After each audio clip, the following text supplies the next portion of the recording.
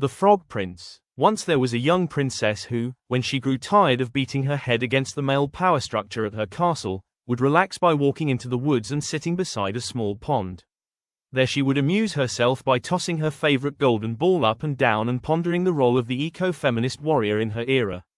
One day, while she was envisioning the utopia that her queendom could become if women were in the positions of power, she dropped the ball, which rolled into the pond. The pond was so deep and murky she couldn't see where it had gone. She didn't cry, of course, but she made a mental note to be more careful next time. Suddenly she heard a voice say, "I can get your ball for you, princess." She looked around, and saw the head of a frog popping above the surface of the pond. "No, no," she said, "I would never enslave a member of another species to work for my selfish desires." The frog said, "Well, what if we make a deal on a contingency basis?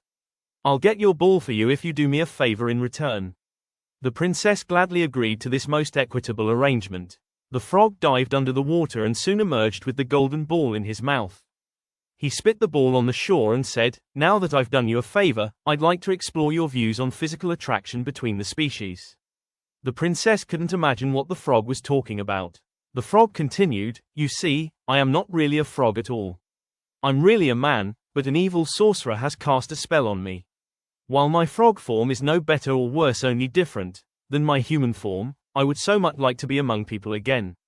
And the only thing that can break this spell is a kiss from a princess."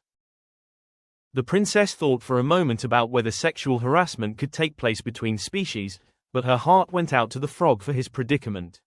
She bent down and kissed the frog on the forehead. Instantly the frog grew and changed. And there, standing in the water where the frog had been, was a man in a golf shirt and loud plaid pants, middle-aged, vertically challenged, and losing a little bit of hair on top. The princess was taken aback. "I'm sorry if this sounds a little classist," she stammered, "but what I mean to say is, don't sorcerers usually cast their spells on princes?" "Ordinarily, yes," he said, "but this time the target was just an innocent businessman. You see, I'm a real estate developer, and the sorcerer thought I was cheating him in a property line dispute. So he invited me out for a round of golf, and just as I was about to tee off, he transformed me. But my time as a frog wasn't wasted, you know. I've gotten to know every square inch of these woods, and I think it would be ideal for an office park, condo, resort complex. The location's great and the numbers crunch perfectly. The bank wouldn't lend any money to a frog, but now that I'm in human form again, they'll be eating out of my hand. Oh, will that be sweet? And let me tell you, this is going to be a big project. Just drain the pond, cut down about 80% of the trees, get easements for." The frog developer was cut short when the princess shoved her golden ball back into his mouth.